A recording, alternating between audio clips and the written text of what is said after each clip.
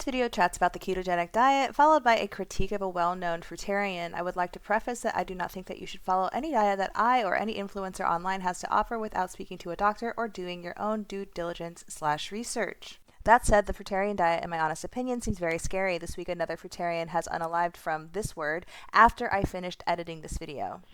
Another fruitarian influencer unalived 2 or 3 years ago, and that also hit the news. Isn't it weird that when I decided to cover a fruitarian, one tragically passes? The universe is funny like that. But anyway, please be careful out there, babies, and do some real deep diving before you jump into something. Love you. Enjoy. Hunting with others, you have to use more than just body language. You know, you're gonna be far away. Maybe you have to be able to like, do something like that. And that required like growth in your mouth and like spreading and widening of the throat. The whole reason why we can thank meat for language. We can thank meat and fat for big brain. And we can thank meat for, I would say, even surviving like the Ice Age. Like we had to hunt meat for fur. So we wouldn't be here if it wasn't for meat, okay?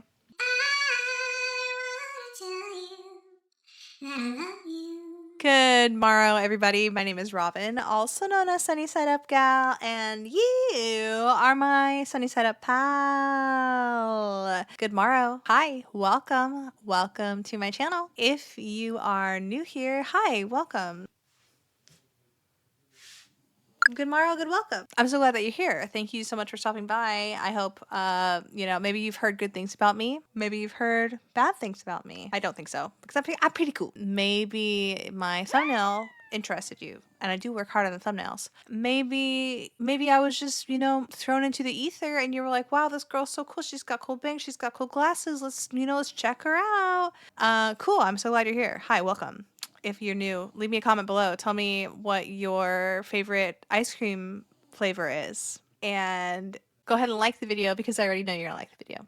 It's just, I'm just likable. If you are not new here, hi, welcome back. I love you so much. Thank you so much for supporting the channel and continuing to be here to support me in the channel and the Chanel. I have been filming all day. This is my 4th video today filming. And so, maybe the lipstick's a little bit faded, but guess what? We're not here. This is not a fashion show. This is a chit chat, patty whack, give a dog a bone show. What we're going to be doing today is I did get a couple of requests for me to kind of go over like the keto diet. If that's not your bag, you can skip to this timestamp where we will begin the trash talk.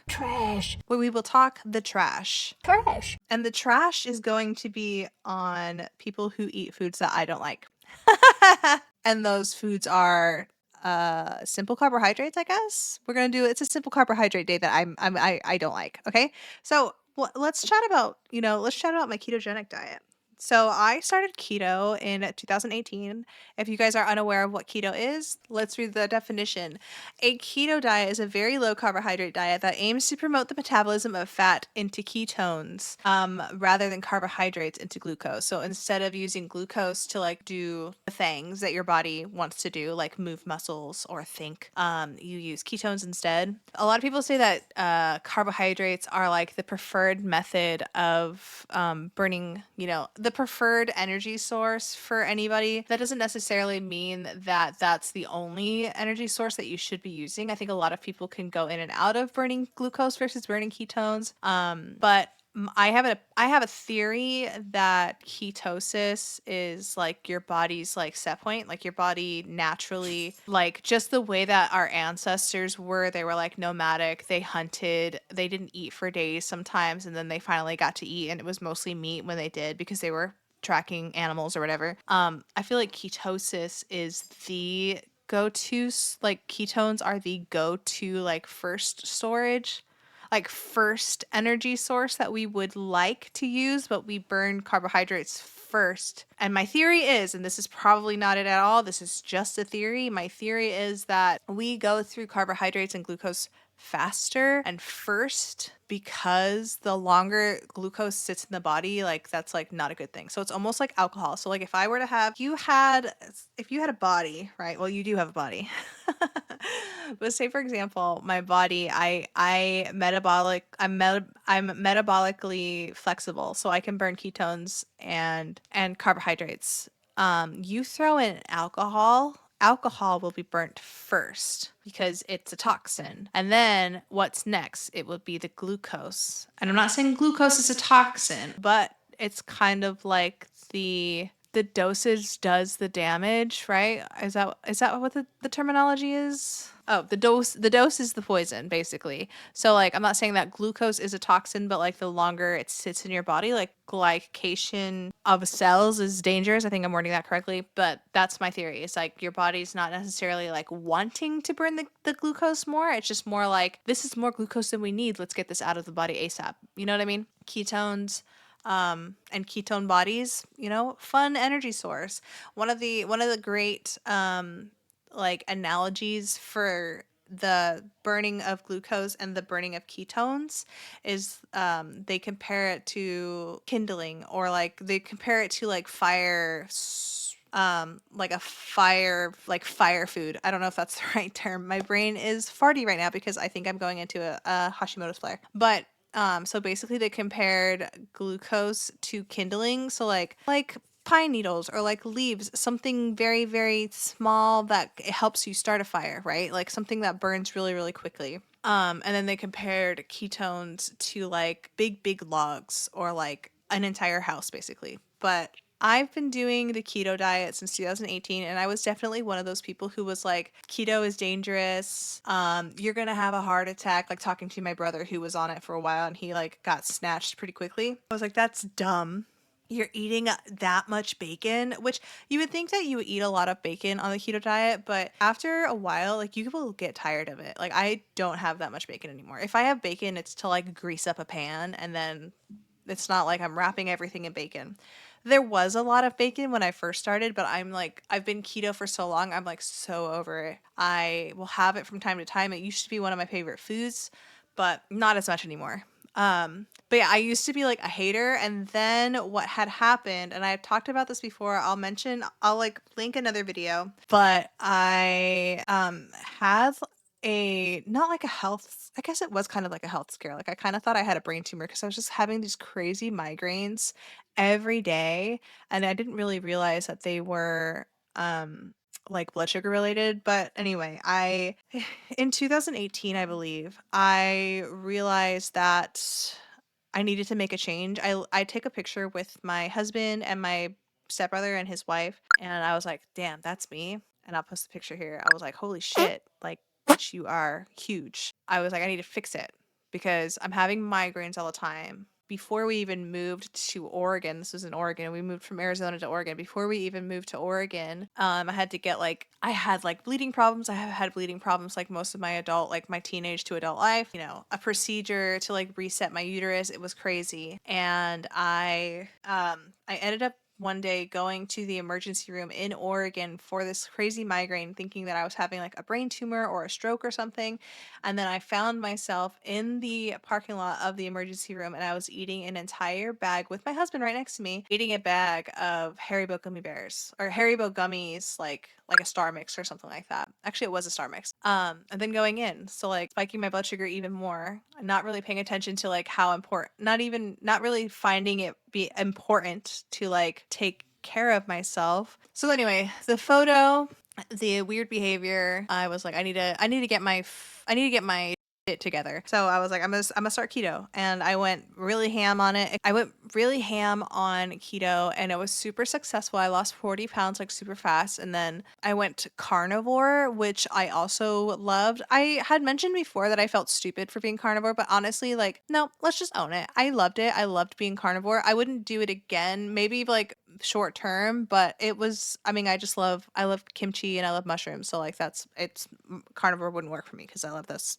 too much. I also partake in like coconut yogurt and like things that aren't carnivore, but I was carnivore for almost 2 years and I was snatched. But then we moved to like a larger city, and we found a couple of friends that also liked to drink as much as we did. So when you start drinking, you aren't in ketosis anymore, and your body doesn't burn fat anymore. So I started gaining weight again, and then we moved in at the end of 2019. We moved to Florida, and then the panorama happened, and we all know how that went. Everybody got fat, and if you didn't get fat, good for you. Not really. Don't tell me in the comments. But yeah, everybody got fat. And if you didn't get fat, yes, you fucking did. Just kidding. I'm jealous. Anyway, everybody got fat in 2020. From 2020 to 2022, I ballooned up again from like 190 to 220 really quickly. And that was just from drinking a ton and eating carbs, clearly eating a ton of sugar. God, there was a moment we were going to like a smoothie bar almost every other day, maybe. We just were like, smoothie bars were just lit. I don't know what it was. This was like at the end of like 2021 or 2022 before I started like trying to lose weight again. But I didn't realize this, but like if you go to like what's that smoothie place called? Kava? Not Kava. I forget. Smoothie King? I don't know, the one that has food also. We would go there. I didn't realize they put almost a cup of sugar in with the fruit. The fruit has sugar in it. Why are you putting more sugar in it? It's so weird to me. Anyway, so I was drinking sugar shakes a ton. I got fat again. And then I think at the end of 2023 or 2022, I was like, let's do this again. Let's take care of this. Let's fix this. Off and on, keto, not keto, keto, not keto. And then I finally stuck to it, lost about 40 pounds all through like 2020, actually end of 2024, all of 2025. I was like 180, 185, no weight gain, which I think is a plus, especially if you have Hashimoto's and PCOS like I do.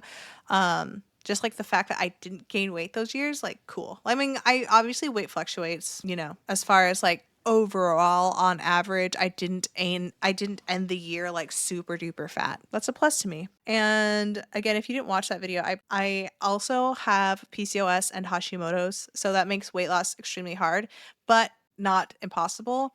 And I found that it was extremely not impossible, so meaning very, very possible to lose weight on a ketogenic diet, because when it comes to PCOS and sometimes with Hashimoto's, very, very hand in hand with insulin resistance. So like a ketogenic diet doesn't require such a large insulin requirement to push glucose into your cells, because that's what insulin does, is it moves the glucose from your cells into the muscles to feed the muscles so that they can do the things that they do, like move or whatever, or just moves the sugar from your bloodstream into the cells, basically. But if you don't have a lot of carbohydrates, you don't have a huge need for insulin. Therefore, it can like reverse your insulin resistance, which it finally did in March. That is about 3 years of me like on and off keto, like consistently trying and tracking my insulin and it finally working.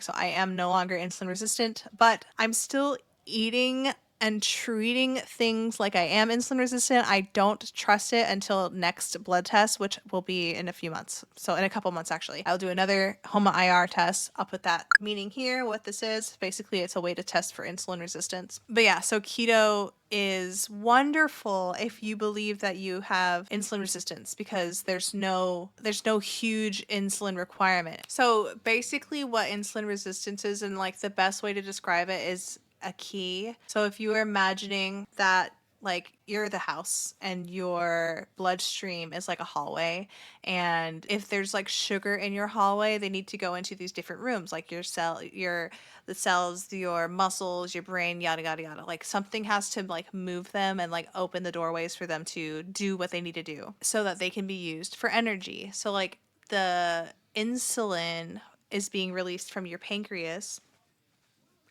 uh and it acts as like a key to open these doors so that so like the sugar can be pumped and like used as energy wherever it needs to be used, basically. But like with insulin resistance, it's almost like you're throwing too many keys down the hallway and like none of the keys work, basically.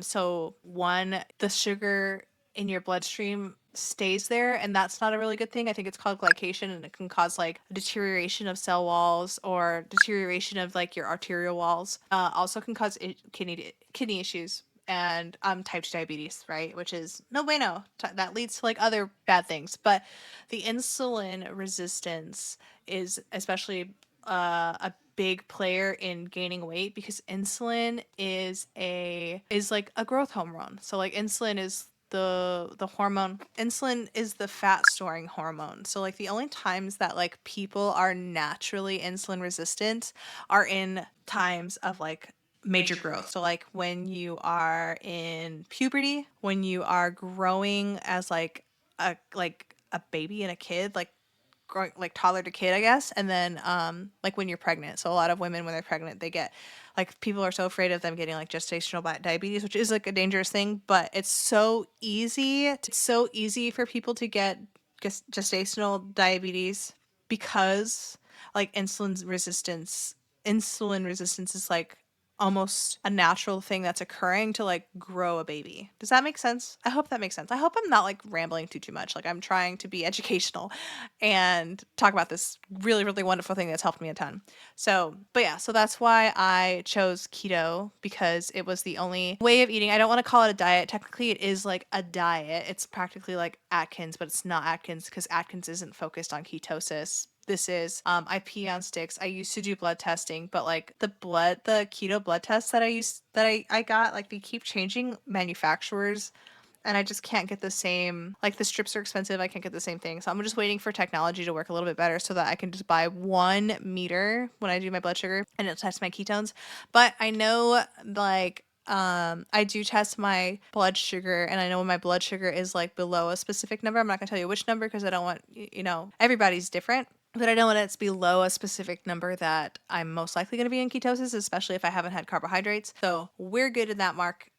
When I am in ketosis for a long time, it's like, do you remember that movie with Bradley Cooper, Limitless? It's almost like that, except I don't speak other languages. Ora, bellezza italiana, parli italiano. Molto bene, grazie mille. Since when do you speak Italian? Oh, self-improvement month. I am like Rain Man. Not really, but I'm just like super hyper focused. I almost feel like I don't need a ton of sleep. I should get more sleep because Hashimoto's and stuff like that. But I do have I feel more rested. Like I feel like my sleep is actually like really good sleep. And other things too. Like I just feel better on ketosis. Everything just like runs a little bit better. I feel less bloated. I feel less inflamed. Like it's just like a wonderful state of being for me. I'm not trying to sell you this diet or anything. I don't get any money for talking about ketosis. I just personally like it. It worked well for me. It's working for me. And it's a very indulgent diet too. That's the other thing is that I didn't want to feel deprived. I love to feel full. Obviously, if you've known me for a little bit, I used to have, I used to be part of what graphically Alex calls the toxic ritualistic. And my favorite thing to do was bingo. So I would just constantly put food in my mouth, until I was uncomfortably stuffed. And I would do that in secret quite a lot, and it was a dopamine seeking type of situation. I was addicted to food. And that was just one of my phases of life. I still have problems sometimes too, like where I want to do that again, especially like if it's been like an emotional day, like, things that comes back sometimes. The wonderful thing with keto, like with the keto diet is like fat and protein is super filling, super indulgent that I never really feel like I'm deprived. And like, yeah, sure. At first, like, did I miss carbs? Yeah. Did I miss pizza? Sure. And it's even harder now because I can't have dairy and I can't have gluten. So it's even like, I have to be even more creative when it comes to some of my recipes just because having no dairy on a keto diet sucks so bad. I can still have butter, just not like a ton because there is still like it's not the lactose, it's the casein. It's like the proteins in the milk that are giving my thyroid a hard time. When I have a lot of casein or milk protein isolates, I go through a Hashimoto's flare. And what happens when I get a Hashimoto's flare is like sometimes my hair will fall out. So me not like that, but most of the time it's me feeling like super exhausted or just like icky. Where I was going with that was that I love to feel full. So like there's so much fat on there that fat is almost what I would say, and a lot of people would say it is nature's Ozempic. People would say that about protein as well, but fat really does fill you up for quite some time. It's very indulgent. You're not like thinking about food as much. Like, yeah, it is like nature's Ozempic. Now I don't personally count calories. I've tried to do ketogenic, like counting macros and calories, and it was just like too much. Like as long as I know, like as long as I am low carb, everything is pretty much fair game. You know, clearly, yes, you can overeat, but because I fast, I usually don't have breakfast. And because keto is so filling with like the amount of protein and the amount of fat, it's hard for me to kind of get like to, I think, overeat on it and to eat more, you know, more calories than I should. Now, am I telling you that this is a low calorie diet? No, I'm not. In fact, it can be very high calorie, especially if you have a lot of fat. But I am one of those people who believes that not every calorie is the same. 100 calories of a Twinkie is not the same as 100 calories of olive oil. They're going to do different things, especially the Twinkie is going to do something to your insulin. The olive oil is just going to sit in your stomach and make you full. So, okay. They burn differently, in my opinion. But, you know, maybe that's just a theory. Maybe they do, and you are a scientist in the comment section, and you can let me know if they do. But that's just me talking out loud. Anyway, but yeah, so let's recap. Why would you try keto if you are insulin resistant? You have a problem with blood sugar, you're pre-diabetic or diabetic. I would recommend, and I'm talking about type 2, I'm not talking about type 1. I mean, I've heard people on type 1 do it and then they don't have to take as much insulin. Like if you look up, please do your own research, by the way, because I'm not a nurse or anything like that. I'm not a doctor, a medical dietitian, what the fuck ever. But look up Halle Berry. She's a type 1 diabetic and she's been ketogenic for quite some time. And I think she doesn't take as much insulin. So that's cool. It's very filling and indulgent. So if you have suffered from like the desire to be full all the time, that's, you know, this is a great way of eating, way of life for you. If you have neurological like issues, this was first like low carb diets were invented in like the 1800s. I think it's called the what is it called? Banning diet. The Banting? Yes, the Banting diet. The Banting diet is a low carbohydrate, high fat, so LCHF eating plan designed for weight loss and metabolic health. It was first popularized in the 19th century, so that's the 1800s. I think it was like the late 1800s. But it was a low carb diet created by William Banting, and it was for weight loss. It was not for anything in particular. Then people were using it for children with, I want to say cerebral palsy. What is it? Epilepsy. Because something with ketones and the brain fixes some neurological issues, and it's a wonderful thing. They're saying that Alzheimer's is a version of is like the new type 3 diabetes. So if you can start early and reduce like the glucose that you have, that your glucose intake, you can possibly, it's a theory, possibly prevent Alzheimer's if it's not like crazy genetic. But I think they're saying that Alzheimer's isn't genetic. I'm not sure. I'm not 100%. But I'm not a doctor. But I know that ketosis is wonderful for neurological things. So we talked about the insulin resistance, diabetes. We talked about wanting to feel full. We talked about neurological, if you want to have like less spaciness and be more focused. And weight loss. Why does it cause weight loss? Because it's reducing your insulin output. So it's going to reduce and reverse possibly your insulin resistance, which insulin is the fat storing hormone. So the less insulin you have in your body, the less fat your body's going to store. You're going to be burning more fat anyway because you're not going to be burning glucose. You're going to prioritize fat in your body. Yes, you should lose weight. You should lose weight if you're not, cheating on the weekends or drinking alcohol. What do I eat? I normally eat like the same stuff all the time. So I don't have a lot of variety in my diet. It's just been a lot easier for me to do that. So particularly I use a lot of noodles. So this is just noodles basically, but I call them noodles. It is a konjac noodle. I will list the brand that I use below. It is an affiliate link, so I'm just being honest with you, from Amazon. But it's called Hestia, and they are flat, like fettuccine style noodles. But I use those, and I stir fry it, like pancit or like just like lo mein maybe, like soy sauce. Make it really Asian-y with a protein or not. Sometimes I don't do a protein. So yeah, do a lot of stir fry for me. A lot of stir fry, and if not, it's like burger patties. I was doing eggs for a while, but I kind of got sick of them. But we did just buy more eggs. Lots of fat. Like I do love coconut cream and coconut milk. I do that in my coffee every day. especially when I'm doing what I call an FGF21 protocol. And I don't have time to talk about that today, but I will list the video up here. It is a super high fat, lower, not completely low, disgustingly low protein. Don't get your panties in a bunch. It's just a lower form of protein. Very, very high fat, and I lost 10 pounds in 1 week one time. Okay, so that's what I eat basically. It's just like a lot of stir fry. I do so much stir fry, and just high protein, just like meats, and a little bit of veg. Me like that. Okay. And what else? I also do intermittent fasting. So sometimes I'll do OMAD, which is 1 meal a day, but I don't have like all my calories in 1 meal. So that's a calorie restriction right there. And then I do a lot of fat fasting. So like I won't eat until dinner, but I've had like, fat in my coffee, or I've had like a shot of olive oil, just like something to like keep the energy going.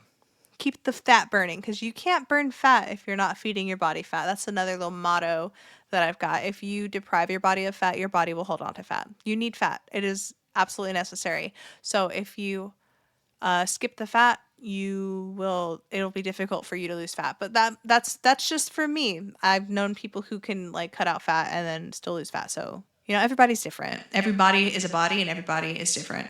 But yeah, that's why I chose keto, and that's what keto is. And I've been on it since 2018, and I'm going to be keto for probably the rest of my life. I've not had how some people are like, I was vegan for 8 years and I hated it, and then I lost, this, or people have like left diets, and you hear horror stories about some diets. Like I was on Weight Watchers and I just gained weight or something like that. You hear horror stories about diets, and I have yet to hear a horror story about the ketogenic diet. I only hear like, yeah, it worked for me, but I really miss carbs, so I quit, basically, right? So may do keto. But anyway, let's get into, that was a really, really long discussion. I think I am very passionate about carbohydrates and the overconsumption of carbohydrates in this planet, in this country. So I may have went a little too far. I don't have a war on carbs. I love carbs. I do. I love bread, right? I just can't have it as much because, I don't work out and I'm sedentary. I think that carbohydrates are for athletes and active people, and I'm not those. Do what you want to do. And again, I'm not selling any specific diet or anything like that, but eating high fat, counting macros versus calories works for me. Okay. All right, so in honor, as I say that I love carbs, I am going to talk a little trash about people eating carbohydrates. So what I'm going to do is I'm just going to do a quick hashtag search for carbs. And I don't, is that a hashtag, or is this just going to be videos that have the words carbs in it? And let's break some things down. This might be controversial because I know that some of you guys like carbs, and I know that some of you guys are like, vegans and stuff. So obviously you're gonna eat carbs. That's okay. I have no problem with what you eat. I really don't. I have no problem with what you want to eat. I think people should. I don't believe that there is one singular like human diet. I feel like we all came from different areas of different corners of the planet, and I think that you should experiment with what works best for you. For me, keto works, right? And that's that. If eating nothing but fruit works for you, that's cool too. I wouldn't recommend that, but this gal does. So let's read. All right, so this is from, oh God. All right, so this is from FREELEE the Banana Girl. Okay, Freely. All right, time to start eating a high-carb diet. I show you exactly how in my high-carb diet books. Stop wasting time avoiding carbs. You can eat them, I promise. I have over 120 weight loss recipes in my ebooks, and I also offer one-to-one audio consulting via Instagram or WhatsApp. Link in bio or follow thebananagirl.com. So this gal is a fruitarian.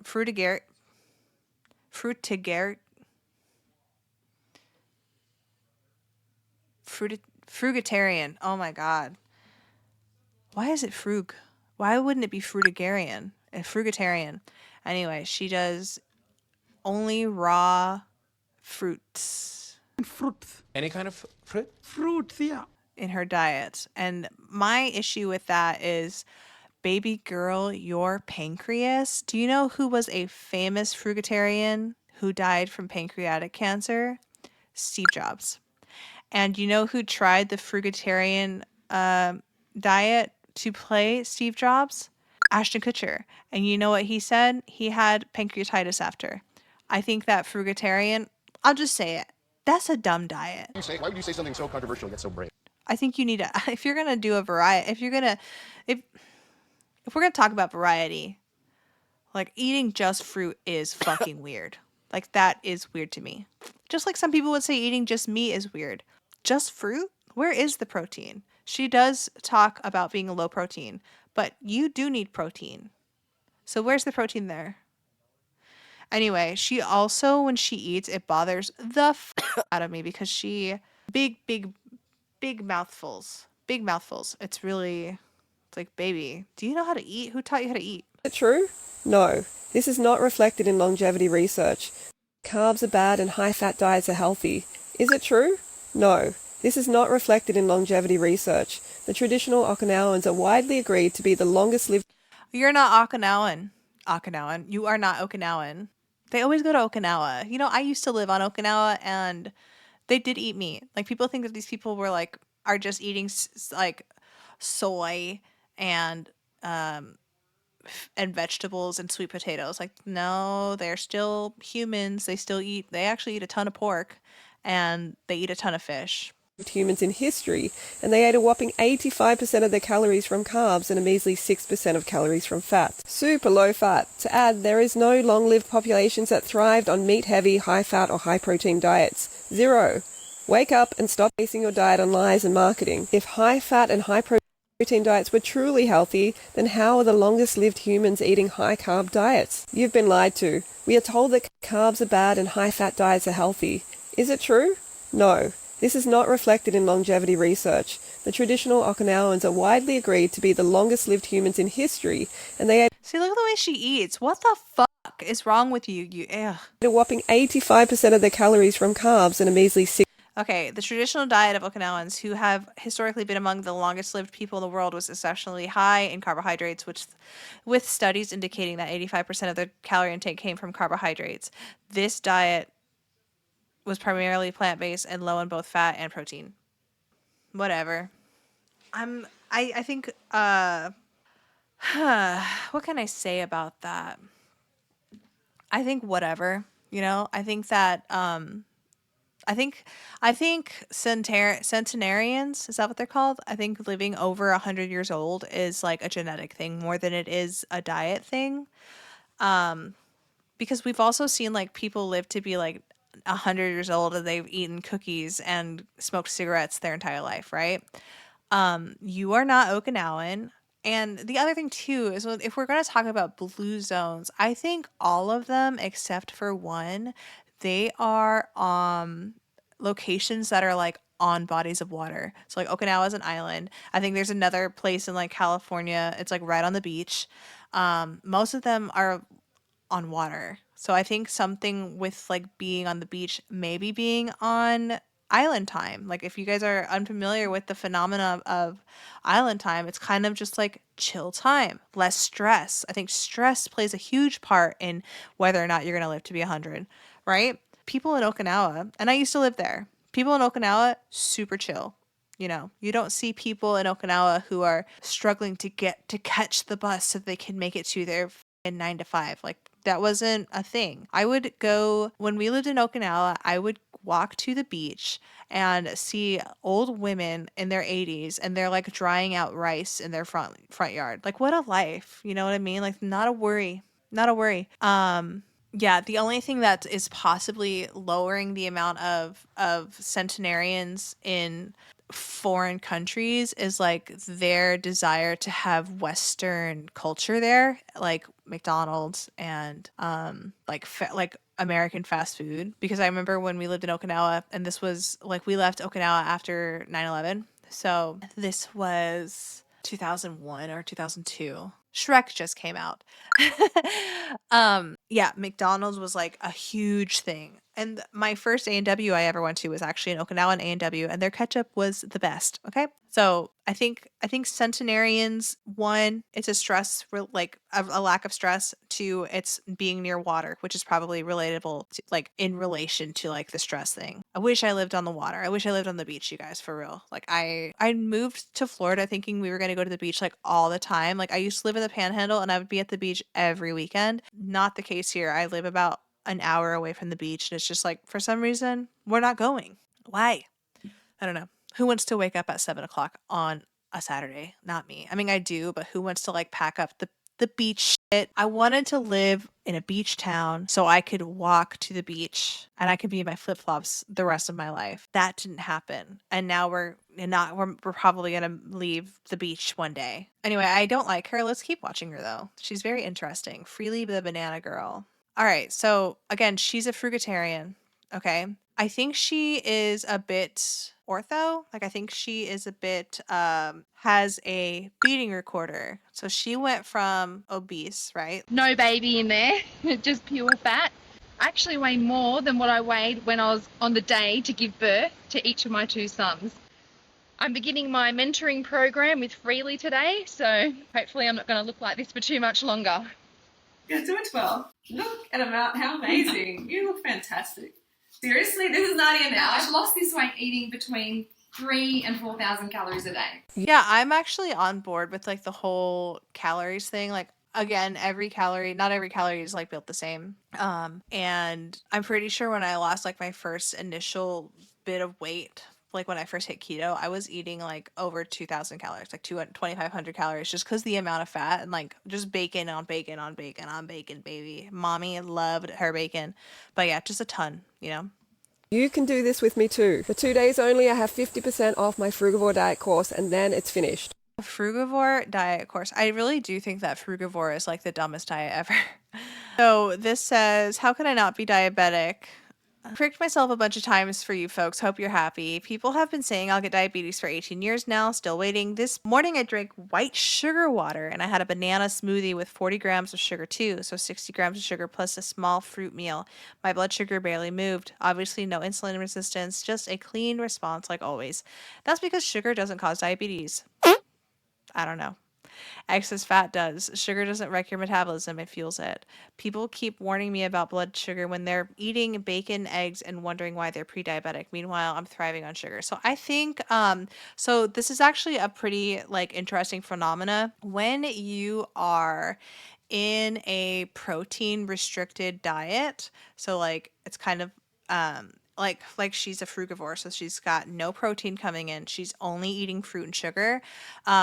She is in a protective state of her metabolism, and her body is probably releasing this hormone called FGF21. Now, I have an FGF21 protocol that I practice now and again. I did it for an entire week one time and I lost 10 pounds. Basically what it is that your body, you've got to flood your body with an energy source. And she does it with carbohydrates. I did it with fat and FGF21. It's muscle sparing, but if you want to argue, let's argue. FGF induction is a response to protein restriction, but if you flood the body with an energy source, and I mean flood, your body senses a steady supply of energy from fat or carbohydrates. It preserves muscle and amino acids, burning body fat instead of muscle. It's pretty simple, really. You just have to pay attention to your daily macro ratios and keep your protein intake between 5 and 9%. Ignore calories. This is not calorie restrictive. So there is no reducing calorie intake and there's no malnutrition. It's protective, and it's currently being studied for its role in longevity. When you flood your body with an energy source and you're eating a small amount of protein, almost to the point of deprivation, but not really. Like there's a threshold that it needs to be like 9 to 12%, or I think 6 to 9% or 6 to 12%. So if you go below 5%, you're going to feel like crap.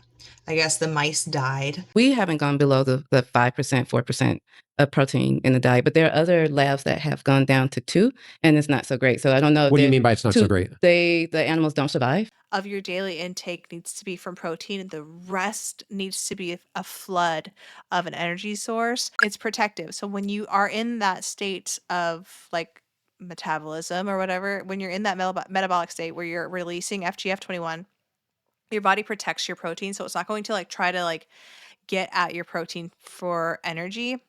It's going to say, hey, I'm not getting enough protein. Let's protect these muscles and let's just use this energy that I'm getting flooded with and protect my muscles, basically.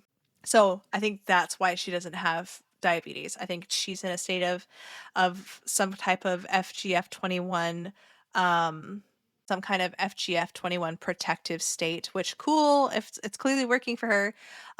If you haven't heard about the sugar diet, that's basically this, except she's doing it with fruit instead of candy. But yeah, the sugar diet. Sugar diet is... Are you thinking about trying the sugar diet? Straight sugar fast with... On this sugar diet. Honey, fruit juice. You eat pure fructose. Sugar! What? Sugar diet gets there by keeping fat near zero and protein extremely low, relying on frequent sugar hits for energy. Yes, it works short term, but here's the problem. Constant sugar means constant insulin spikes, and over time that can lead to insulin resistance, hormone imbalance, inflammation, and endless craving. Your metabolism's gonna take a hit. Also, if you're a sugar addict like I am, why reintroduce the dragon? People, I've only seen it work for men, and I wouldn't ever recommend this because I do think that sugar, like overdoing sugar for your body, is like not a good thing. But people would say the same thing about fat. So I guess it just depends on your body. But the sugar diet I've seen it work well on men, especially men who work out and lift. They cut really, really easily and they don't burn their muscle. So it's very, very cool and interesting. I have a few videos and a couple of reels on it. So if you want to check out my reels, or my video, it's a super interesting thing. When I do my FGF21 protocol, it's almost like kind of gross. There's so much fat, but when I have my little protein, it's cool. I like it. I don't think that this is something that is sustainable. I mean, she's done it for years, so she seems okay. Not be diabetic. I've eaten a high sugar diet for over 18 years now. Let's check my blood sugar. First thing in the morning, blood sugar, 4.6. Okay, so 4.6. Okay, so it's 83. So everybody except for the United States, for some reason, we are extra. When they test their blood sugar on their monitors, they use millimoles per liter, and we use milligrams per deciliter. I don't know why we have to be different, because when we check our A1C, we use millimole versus liter. Millimole per liter. So like, why? I don't know. I don't know why we are extra like that. I really don't know. But anyway, so 4.6 is a good rising blood sugar. Sugar is going in. So she's going to have some sugar water. Morning sugar water to recharge the liver. Oh, that's so weird. Going to have 3. Okay, so she's been a fruitarian for 18 years. She's got a hot body. Should I be a fruitarian? Just kidding. Big tablespoons. Taking it before. 5.1. Now I'm going to drink the sugar water. Okay, so when she took the blood sugar before she drank the shake, it was at 5.1, which is 92 milligrams per deciliter. Okay, so now it's an hour after the sugar water. 6.1. That is about 110. So just a little bit, but I think she tested too early. So they recommend that you test 1.5 to 2 hours to see where the peak is. I think she tested too early. 6.1. Okay, so we're an hour later. Okay, so this is at the 2-hour mark. Let's see where she's at. It may drop because that's a huge bolus and probably required a large insulin release. So let's see, maybe she dropped. So 2 hours after the sugar water. Okay, so she's metabolically healthy. Like she has insulin, her body responds to insulin well. Her pancreas is not damaged. Good for her. Okay, we've come down again. Okay, so now I'm going to have 2 tablespoons of sugar in my... Honestly, dude, like seriously, the dream. If I wasn't insulin resistant and I didn't love meat or like know that we need to have meat, a fruitarian diet sounds like so much fun, but I love sweets, so. 8 banana smoothie. I wonder if she's active. She also lives on an island, so like she's chill. She gets tons of vitamin D. Would love this life. Okay, so this is 1 hour after starting the smoothie. Okay, so she's been every hour since she woke up, she has had to eat a sugar source, but that went from 4.7 to 6.8, which is a pretty, I think that's a significant spike. 2 hours after the smoothie. Okay, we're already coming down. 5.7. Coming down, but it was still okay. A spike, This is after spikes are going to happen when you eat. 3 hours. 3 hours after the smoothie. Okay. How can I not be? So she's got a functional pancreas, whatever. Am I jealous? No. Maybe, just maybe, you're Jill. What I don't like about her is she's very, very dogmatic. It's very much like this is how humans are supposed to eat. You're supposed to be eating fruit nonstop. We are apes, blah, blah, blah, blah, blah. Do I believe that? No. But I also understand that different communities come from different corners of the earth. So maybe her family did really well on fruit. I don't think so. I just think that she has found a loophole, and I think that loophole is FGF21. As a banana girl, I'm slightly offended by this video. So is it better to spike your blood sugar or to flatten the curve? Let's check it out. So today I'm going to test one banana to see what it does to my blood sugar. Yesterday I tested a banana with peanut butter to That's a lot of peanut butter, bro. try and minimize the blood sugar. So she's like low fat, which I think is weird because you need fat. I mean, 18 years, I don't know how she did it with, if they say you need fat or you're going to die, I don't know how she's doing it.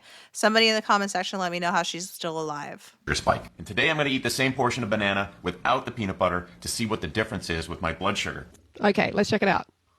All right, it's been a little over 2 hours since I've had the banana. Before we look at these results, let's look at yesterday's results with the banana and peanut butter.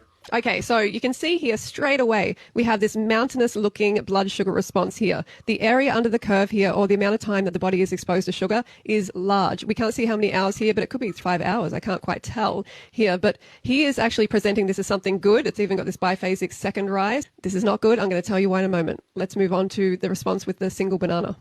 I'll look at today's results, and you can see I've got a blood sugar spike of... Okay, so this is a perfectly normal, healthy response to eating a banana. This is efficient fuel into the cell. Quick up and down. That's what you want. You want to spike your blood sugar after you eat because that's how you get the fuel into the cell. So when you compare this, obviously they're not exactly... I disagree. What the previous line graph showed was a steady... Can you see that? Yes. Was a steady fluctuation of energy because the fat in the stomach helped slow down the absorption of the sugar from the banana. So we want a long, steady form of energy. This spike tells me I spiked my blood sugar. I'm going to be hungry in another 20 minutes. Like that's too quickly burned. That's quickly burned. I think that's why she had to drink like every hour she was eating or drinking something with sugar in it because you're going to crash, right? We don't want a crash. This goes, I'm hyper, I'm fucking exhausted, and I'm hungry. So, debunked, lawyered. Kaboom! You've been lawyered. Am I wrong or am I right? Let me know in the comments. Exactly the same calories, but when you compare this, you're actually getting about 2.5 times. See how this looks like pretty steady. This looks like steady energy. This looks like less of a crash. This looks like I'm good for a walk. Maybe I could use, a little pick me up right here a couple hours later because it is a banana and it is carbs and it's white carbs. It's starch. Times more exposure to sugar. So higher HbA1c, more If your main source of energy is glucose, then I think that that's okay to slow down the absorption of sugar. It's not like this is just sugar sitting around doing nothing, right? Whereas here, what she wants is a spike so you could crash and then eat another spike. What are you supposed to do right here? There's no more energy. No energy. This is pretty steady energy. Am I reading that right or am I pulling shit out of my ass? I don't know. More insulin, so you're going to increase your fat storage, less fat burning, more glycation, faster age. This kind of spike right here, though, can cause insulin resistance. And why I say that is when you have a spike like this, your body goes, holy shit, there's so much sugar. Let's just pump out all this insulin. You do this every day. Eventually your body is going to like resist the insulin. In all biologic systems, resistance develops naturally as a response to excessive levels. So insulin resistance is really caused by too much insulin. So how can you reverse it? Well, you need to lower insulin, and that comes down to the diet. Intermittent fasting can help, and so can reducing refined carbohydrates. If you're prone to insulin resistant, or if you like are predisposed to type 2 diabetes, right? Predisposed? Yeah. Like type 2 diabetes runs in my family. I was predisposed to, is that the word? Predisposition? Yes, I think so. To type 2 diabetes, I was pre-diabetic for a while. I had insulin resistance until last month, and it was from spikes like this. It was from constantly demanding my insulin pump out insulin, and then eventually my body ignoring that insulin. Because this didn't cause it. I don't think so, right? I don't know. I'm not a doctor. Hopefully he is just unaware of the truth, but he does actually sell some sort of anti-spike supplement. As a banana girl, I'm slightly offended by... I need to know why she's not dead yet. Again, I think it's the FGF21. I think she is like on this permanent sugar diet, which is protecting her muscles, but I guess it's sustainable for her. Some people really are just like freaks of nature. Okay. This says low protein is the healthiest. You've been lied to. It's all marketing, marketing, marketing. If you are ready to reprogram and learn the truth, you have to come to the right place. Check out my books with over 120 more weight loss recipes, meal plans, and more. Okay. What if I told you that it's all lies? That a low-protein diet was actually the healthiest? That a high-protein diet doesn't build muscle but creates acid instead? What if the truth is actually the opposite? That you need to eat more carbs, not less, to lose weight? That dairy actually weakens bones? And that meat causes diabetes in humans and not sugar? Could it all be propaganda from big industry to... If meat caused diabetes, then how come eating a meat-heavy diet reversed my diabetes? My pre-diabetes. I know I'm just one person, but there are other people who have reversed their diabetes there's like thousands and thousands of people who have reversed their diabetes with a ketogenic diet or a low-carb diet. So what are you talking about, Freely? To sell products and supplements? How is it that our grandparents... It's like, what's frustrating is me, a logical human being, can go, oh, cool, that's working for her. Good for you. Do I think it's dumb? Sure. But good for her. Do I know why it's working? I have a theory. It's the FGF21 hormone. But she doesn't see that. She goes, high protein's dumb, right? Oh, it's working for you? Not for long, probably, it's very, very dogmatic. It's annoying. It's stupid. But you know what? I was there before. I used to be there before I realized that, humans are going to human. We live in a modern society, and if something works for you, then it fucking works for you. Parents didn't worry about how much protein they were eating, but they were still strong and active and didn't die of a protein deficiency. What if I told you that it's all lies? That a low protein... The way that she eats bothers me. Stop eating big bites. We are built for fruit and plants. It's safe and appealing to our senses. Learn more in my book, 6-month course or 1-to-1 diet consulting, links in my bio. So she is one of those people who believes that we are monkeys still, and because monkeys today eat fruit, that we should eat fruit. She goes, monkey eat banana, me eat banana. No. Now, did we evolve from, a monkey-like being? Yes, sure. But we also evolved from monkey-like beings by eating lots of animal fat and animal protein. Somebody in the group decided, yo, I'm going to eat that carcass over there and see what happens. And what happened was it helped grow our large human brains. And then also, hunting and eating animals and eating meat is partially why we have language now. So I didn't reel about this. I was I'm super into learny stuff, trivia for sure. But part of the reason why we have language now and why we talk to each other is because we had to develop a way of communicating when we were hunting. So and I guess this is a theory too. Like nobody went back in time and talked to these, hunter-gatherer people. So maybe it is a theory, but the theory is our tongues and our jaws grew so that we can like chew on meat, but also like hunting with others, you have to use more than just body language. You're going to be far away. Maybe you have to be able to like, do something like that. And that required like growth in your mouth and like spreading and widening of the throat. The whole reason why we can thank meat for language. We can thank meat and fat for big brain. And we can thank meat for, I would say, even surviving like the Ice Age. Like we had to hunt meat for fur. So we wouldn't be here if it wasn't for meat, okay? Why can't we eat rotting meat? See, the way that she eats, stop eating like that. If you eat like that, please don't. Off the ground. Why does putrefying meat make us violently sick or worse? If we were built to be scavengers and predators, why are people hospitalized by a bad steak? A lot more people go to the hospital for like bad lettuce. Like a lot more people get salmonella from bad veg, dirty veg. And I know people are like, well, the whole reason why we have dirty veg is because you poop the cows, your food. And it's like, no, it's a fertilizer thing, right? Or people, being dirty. But a lot of, most of the like E. coli breakouts are not from meat. They are from veg. Who in 2026 is eating a bad steak? We do have like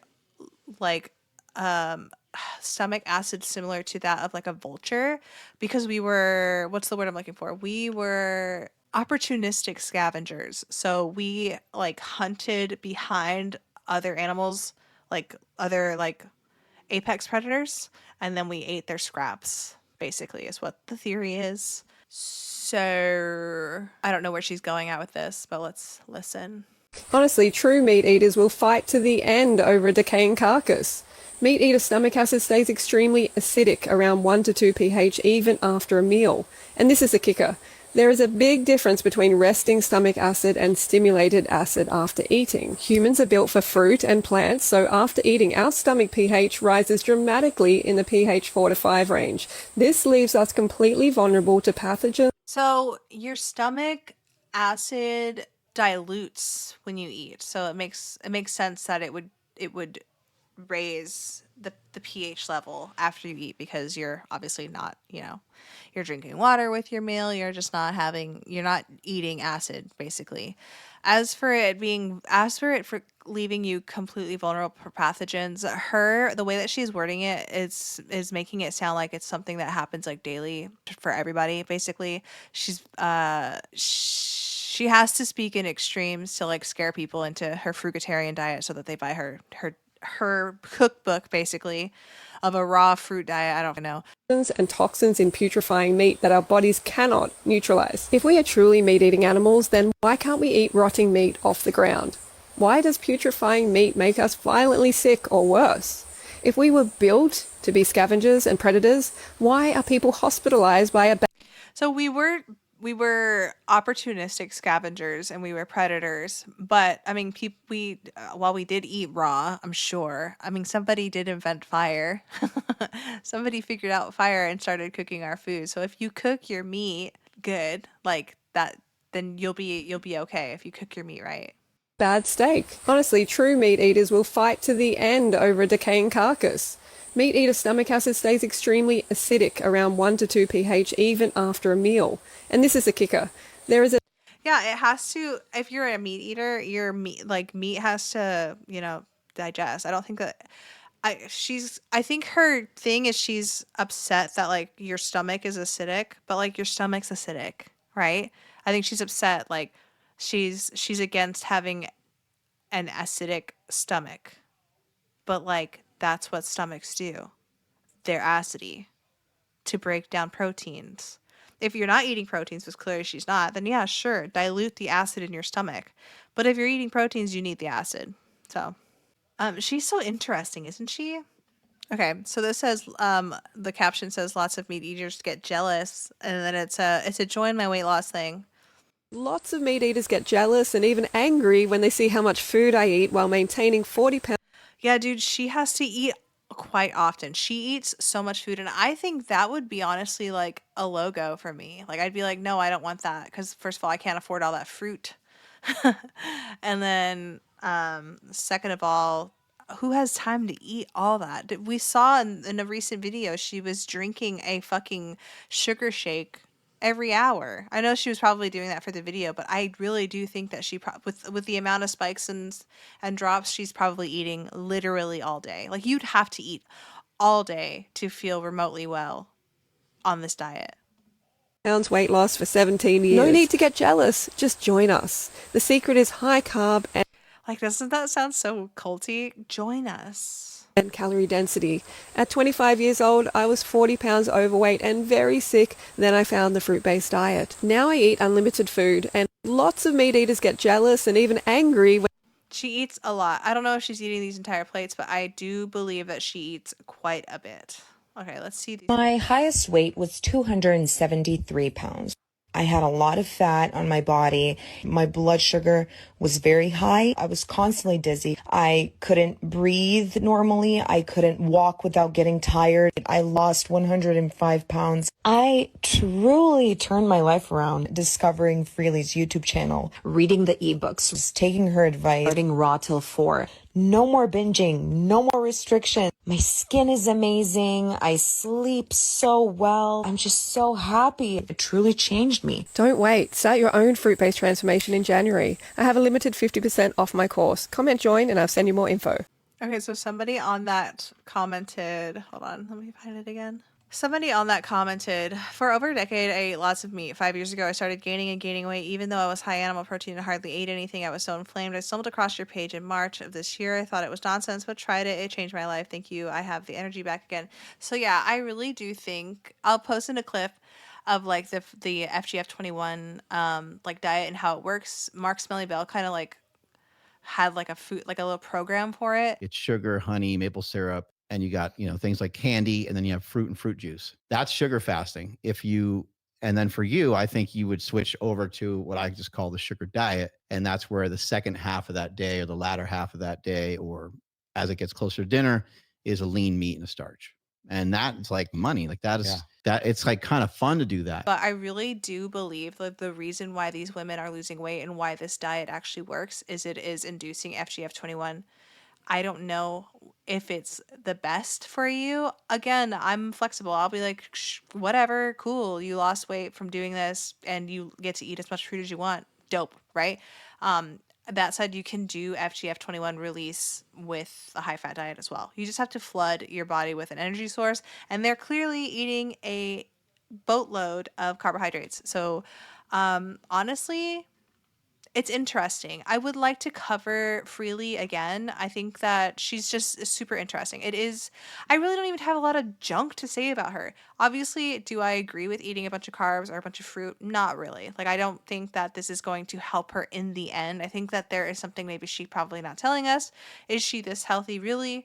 At least I can be honest with you and be like, I still have these problems, right? She's interesting. I would love to cover her again, honestly. Like, I'm sad that I was drawn to cover her now after I guess it would make sense because I was talking about keto and carbs and all that jazz. She eats literally only carbs, and it appears to work for her. But I have my theories why. And she looks great, clearly. I wonder if she works out or if this is just like, just the body of somebody who has to eat nonstop. I do think that she has to eat nonstop. But yeah, she does eat nonstop, so it's interesting. But yeah, that is my video. If you made it all the way to the end, I really appreciate you staying after that really long ketogenic intro / chat. Freelee is super interesting. I'm not even upset. I'm very interested in learning more about her and maybe judging her some more. But yeah, let me know what you guys thought in the comments. Have you tried like a fruitarian diet? Do you think it should be fruitarian instead of fruitarian? Let me know. If you haven't already, please consider giving me a subscribe. If you liked the video, I appreciate you hitting that like button. Please, I really need this. I need it. Okay. And if you made it this far in the video, go ahead and leave me a bunch of bananas in the comment section for Miss Freelee because she loves bananas. Goodbye. Hi. What's up? I didn't know you were still going. I'm sorry. Are you going to bed? Mm-hmm. You're going to bed? Okay, I'll be right there. Last day I knew you were my pet. I wanna tell you that I love